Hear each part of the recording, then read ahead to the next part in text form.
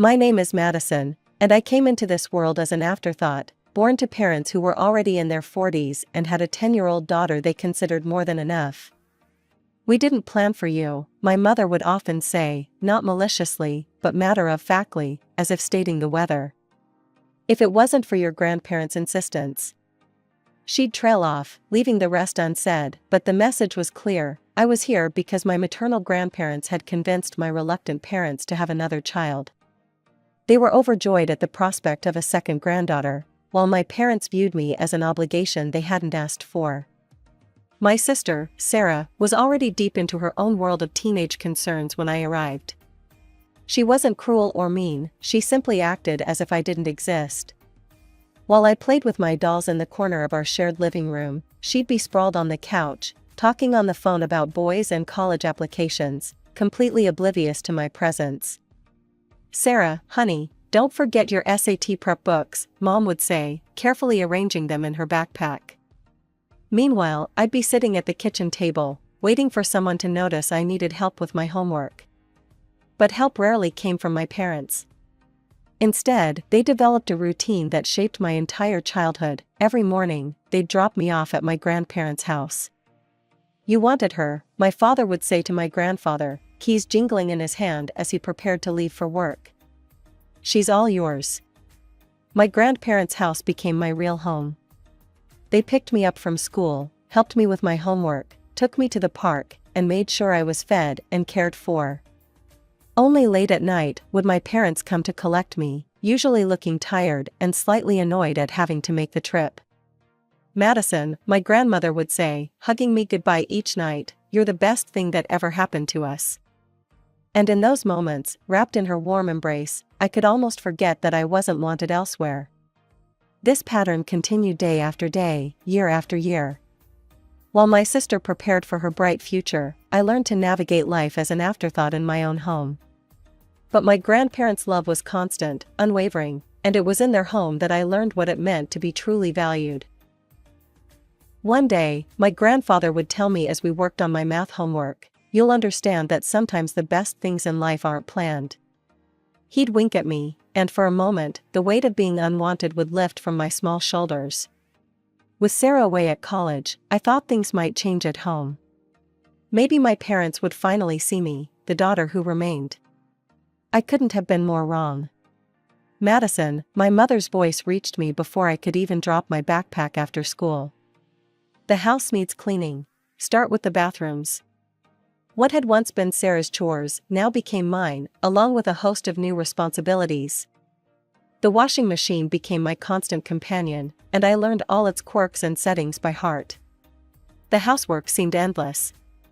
"You live here, you need to contribute," my father would say whenever I showed the slightest hesitation. "Your sister always did her part." By the time I was 14, I had graduated from cleaning to cooking. It wasn't a gradual transition. One day, my mother simply stopped making dinner. "You're old enough now," she announced one morning. "We expect dinner ready when we get home from work." That first night, I made spaghetti. It was slightly overcooked, but edible. My parents ate in silence, then my father looked up from his plate. "Tomorrow, try something with chicken," he said, his tone making it clear this wasn't a suggestion. My only escape was dreaming about college. Every night, after finishing the dishes, I'd retreat to my room and browse university websites. I'd imagine myself walking across different campuses, far away from the endless chores and cold silences. Then, when I was 16, Sarah came home with news that changed everything. She bounced through the front door one Sunday afternoon, dragging a tall, well-dressed man behind her. "Mom, Dad," she squealed. "This is James. We're engaged." You'd think someone had just announced they'd won the lottery. My parents literally jumped from their seats, my mother crying tears of joy. My father was already pulling out his phone to call relatives. "We'll pay for everything," my mother declared, hugging Sarah. "Our first daughter's wedding has to be perfect." The wedding preparations consumed our house for months. Every conversation revolved around flowers, venues, and guest lists. Money seemed to flow like water, designer dress, premium vendors, top-tier everything. My grandparents attended the wedding but seemed uncomfortable with the extravagance. I caught my grandmother frowning at the ice sculpture that probably cost more than a semester of college tuition. Grandfather just shook his head at the champagne fountain, but they kept their thoughts to themselves. 2 years later, I sat at our dinner table, 3 college acceptance letters spread before me. After years of playing Cinderella while maintaining straight A's, I'd been accepted to all my top choices. My heart raced as I told my parents the good news. "That's nice," my mother said, not looking up from her plate. "But we can't pay for it. We spent all our savings on your sister's wedding, even took out a loan for it. There's nothing left for college." "But, you paid for Sarah's college," I stammered. "That was different," my mother replied. "We saw potential in her." The silence at the dinner table was deafening after my mother's words about potential. I sat there, acceptance letters suddenly feeling heavy in my hands, as my parents continued eating as if they hadn't just shattered my dreams. "You should get a job," my father said between bites. "Save up some money, take out a student loan. That's what responsible adults do." I left the table without being excused, something I'd never dared to do before. My hands were shaking as I grabbed my phone and called my grandmother. Within minutes, I was walking through their familiar front door, tears streaming down my face. "Oh, sweetheart," my grandmother pulled me into a hug while I told them everything between sobs. My grandfather's face grew stern as he listened, but there was a glimmer in his eyes that I couldn't quite read. When I finished, they exchanged a knowing look. "Madison," my grandfather said, taking my hand, "we've been expecting something like this." "What do you mean?" "We've watched how they've treated you all these years," my grandmother explained, "how they spent money on Sarah's education, her wedding. We knew they might do this to you." My grandfather stood up and walked to his study. When he returned, he was holding a folder. "We've been saving for your education since the day you were born," he said, opening the folder to reveal bank statements. "You can choose any of those 3 colleges. We've got you covered." That night, I went home and packed my things. Not everything, just what I needed. My parents were watching TV downstairs and barely looked up when I told them I was moving in with my grandparents. "Whatever you think is best," my mother said, her eyes never leaving the screen. Was that relief I heard in her voice? The next few weeks were a blur of college preparations. I chose to study financial analysis. Somehow, watching my parents' mismanagement of money had sparked an interest in doing things the right way. My grandparents helped me with every detail, from filling out forms to buying supplies. When I finally started classes that fall, it felt like stepping into a new world. The material was challenging, but I loved every minute of it. Each class felt like a step away from my old life and toward something better. My professors noticed my enthusiasm, and soon I was staying after class to discuss complex financial concepts.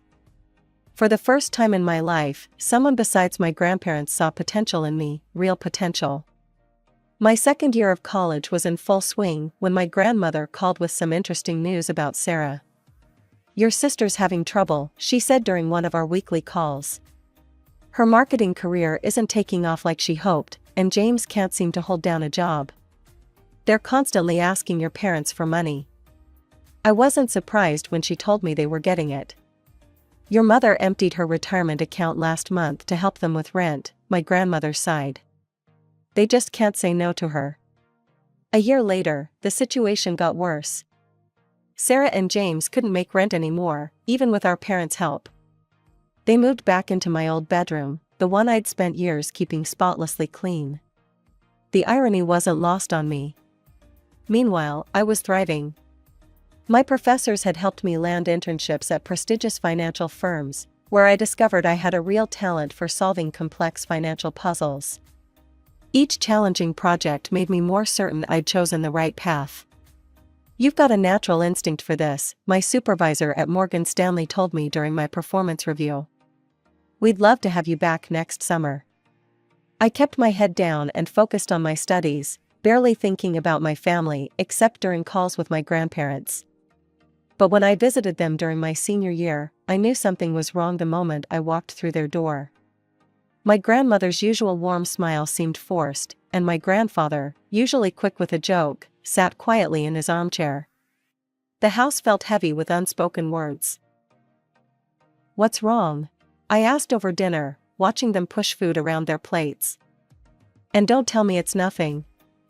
I know you both too well." They exchanged a look I'd seen too many times before, the one that meant they were trying to protect me from something. Finally, my grandfather spoke. "Your parents came to see us last week," he said, his voice unusually tired. "They wanted their inheritance early." "What do you mean?" I put down my fork. "They're in trouble with the banks," my grandmother explained. "Multiple loans, credit card debt. They said they needed $200,000 to avoid bankruptcy." "And you gave it to them?" I couldn't keep the anger from my voice. My grandfather nodded. "We had to, Madison. They're still our daughter and son-in-law, despite everything. It was most of our savings, but..." "Most of your savings?" I was furious. "After everything they've done? After how they keep enabling Sarah's irresponsible behavior? After how they treated me?" "Sweetheart," my grandmother reached across the table to take my hand. "We know you're angry. But what's done is done. We'll be fine." But I kept getting angry.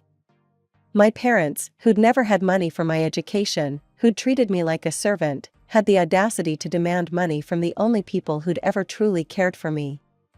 All because they couldn't say no to Sarah and couldn't manage their own finances. My hard work paid off after graduation. With glowing recommendations from my professors and impressive internship experiences, I landed a position at one of the top financial firms in the city. The starting salary was more than I'd ever dreamed of making. I found a modest one-bedroom apartment, nothing fancy but clean and safe. Every morning, I'd wake up grateful that I didn't have to cook breakfast for anyone but myself. My career flourished as I threw myself into each new challenge, earning promotions and bonuses that my younger self couldn't have imagined. Within a few years, I had enough saved for a down payment on my own place. The day I signed the mortgage papers, I couldn't help but think of my parents and Sarah, who'd never managed their money well enough to buy property. Not that they knew about my success, we hadn't spoken in years. Then came the call that changed everything. My grandfather had suffered a massive heart attack. By the time I reached the hospital, he was gone. My grandmother, who'd been by his side for over 50 years, seemed to lose her spark after that. Less than 2 months later, she followed him. I was arranging my grandmother's funeral when I heard a familiar voice behind me at the funeral home. "Madison? Do you want some help with the arrangements?" I turned to find my mother standing there, looking older and more tired than I remembered. Part of me wanted to tell her to leave, but something in her expression made me hesitate. "Sure," I heard myself say. "That would be nice." Over the next few days, as we planned the service, my parents began to open up. They were struggling, they admitted. Retirement hadn't been kind to them financially. "We barely make ends meet," my father confessed one afternoon while we were picking out flowers. "And with Sarah's twins." "Twins?" This was news to me. "Yes, 4-year-olds, my mother jumped in. "Such beautiful boys, but they need so much. Sarah and James still can't manage on their own, so we help where we can." I nodded, keeping my expression neutral. Some things never changed. A week after we laid my grandmother to rest, we gathered in a wood-paneled office for the reading of the will. I sat across from my parents, with Sarah and James slouched in chairs beside them. The room smelled of old papers and furniture polish, and the tension was thick enough to cut with a knife. The notary, Mr. Patterson, adjusted his glasses and began reading in a monotone voice. The usual legal jargon, but what came next made everyone sit up straight.